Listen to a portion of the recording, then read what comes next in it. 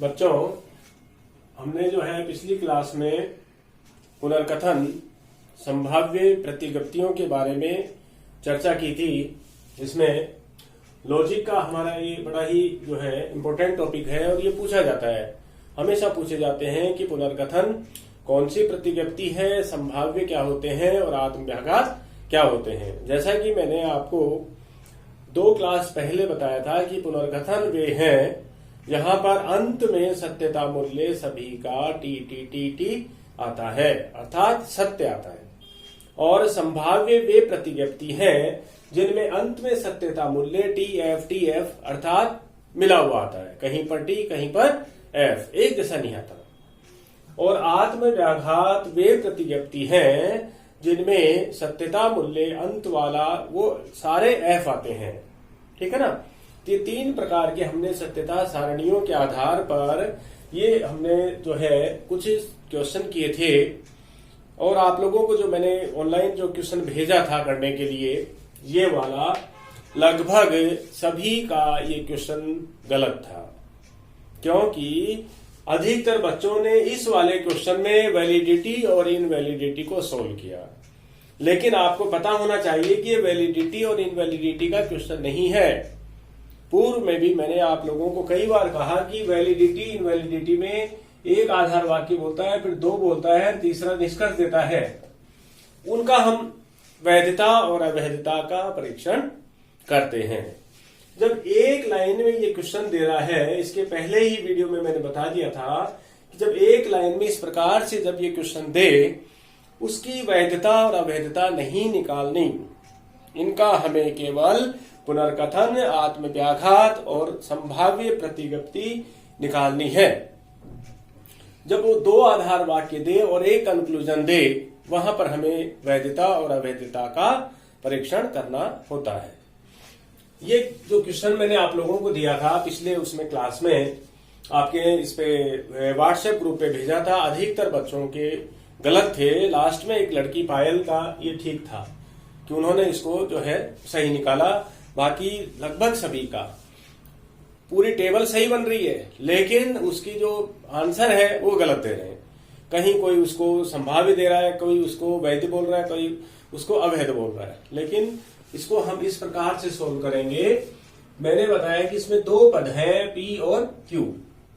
लिख देंगे यहां पर पी, फिर इस पी इंप्लाइज क्यू को फिर लिखेंगे दूसरा पद क्यू, ठीक है, दोनों हो गए। फिर पी इंप्लाइज क्यू को लेंगे, P implies Q. P implies Q निकालने के बाद में हम जो है क्यू के साथ इंप्लीकेशन निकालेंगे।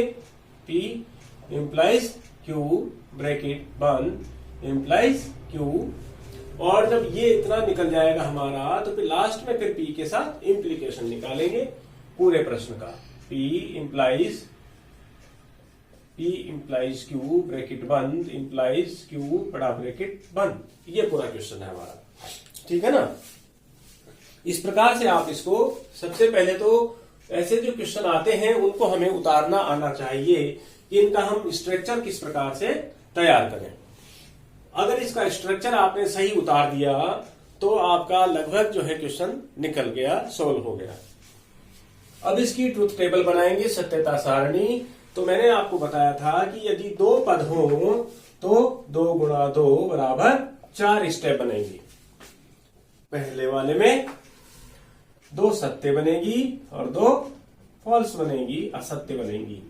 दूसरे में 1 सत्य और 1 असत्य, 1 सत्य और 1 असत्य। ये जब भी 2 पदों की बात होगी, ये दोनों स्टेप्स जो है वो हमेशा फिक्स रहती है, इनमें किसी प्रकार का परिवर्तन नहीं होता। अब पूछ रहा है कि P इंप्लाइज Q।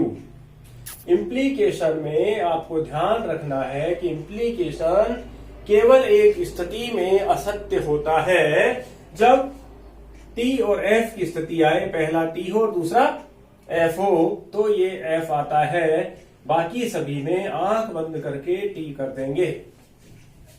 इम्प्लीकेशन में आपको केवल T और F आने पर ही F करना है, बाकी सभी स्थितियों में आपको इसे T करना है। T इंप्लाइज Q आ गया हमारा। अब Q के साथ इम्प्लीकेशन, पहले P इंप्लाइज Q को देखेंगे, फिर बाद में Q की वैल्यू देखेंगे। तो ये कह रहा है T होता है FF, इंप्लीकेशन में T आता है, TF, फिर F आ गया यहाँ पे लास्ट वाला, ठीक है ना। अब अंतिम जो हमारा स्टेप है वो इस पूरे का P के साथ इंप्लीकेशन।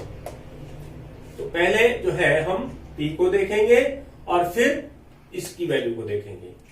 तो ये कह रहा है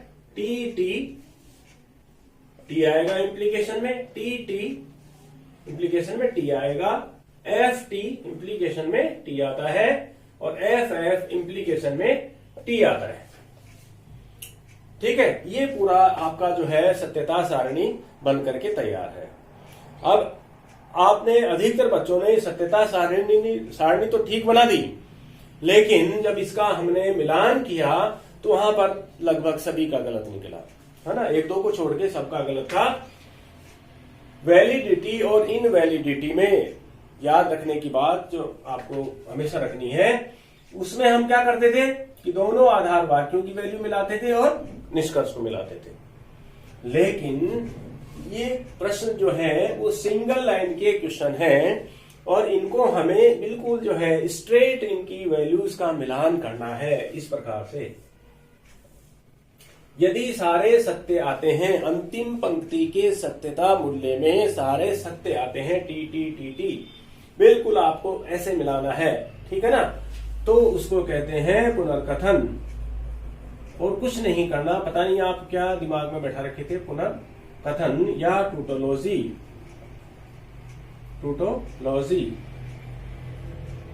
ये प्रश्न था आपका, पता नहीं कहां से इसको ऐसे मिला रहे हो आप। वो वैधता और अवैधता के प्रश्न थे जिनमें दो आधार वाक्य होते हैं और एक निष्कर्ष होता है, किंतु इन आपके सत्यता सारणी में जो पुनर्कथन है, जो आत्मव्याघात है और संभाव्य है, उसमें आपको ऐसे मिलाना है कि बिल्कुल स्ट्रेट वैल्यूज क्या आ रही हैं। यदि सत्यता मूल्य में सभी जो है सत्य आ रहे हैं, टी आ रहे हैं, तो वो पुनर्कथन कहलाती है। तो आप लोग इससे अपना मिलान कर लेंगे और ये देखेंगे कि हमने कहां पर गलती करी। और अधिकतर बच्चे जो हैं वो लगभग टेबल को सही बना दिए, लेकिन इसको मैचिंग करने में गड़बड़ हो गई। और कुछ बच्चों ने तो अभी तक भी इस प्रश्न को सोल्व नहीं किया है। बच्चों, इनसे इजी लॉजिक में कुछ भी नहीं है, आपको एग्जाम में बड़ी दिक्कत हो जाएगी। इन प्रश्नों को अभी सोल्व करते रहें, अभी समझेंगे तो समझ लेंगे, बाद में समझ में नहीं आएंगे, ठीक है ना। तो एक प्रश्न मैं आपके लिए छोड़ता हूं इसमें, जिसको आप घर पे करेंगे, ठीक है। इसको मिटा देता हूं मैं और जो है घर पर आप उसकी प्रैक्टिस करेंगे, है ना। और उसको सोल्व करके आप इस पे ग्रुप पे डाल देंगे आंसर, जिससे हमें चेक करने में फिर आसानी रहेगी। ये प्रश्न है P डॉट Q, ये डॉट है, फिर dot P implies not Q, ये प्रश्न है। इसको आप जो है घर पे इसको सॉल्व करेंगे और इसको फिर ग्रुप पे इसका आंसर डाल देंगे, फिर पता लगेगा कि ये क्या है, ठीक है बच्चों। तो घर पे इसकी प्रैक्टिस करें। धन्यवाद।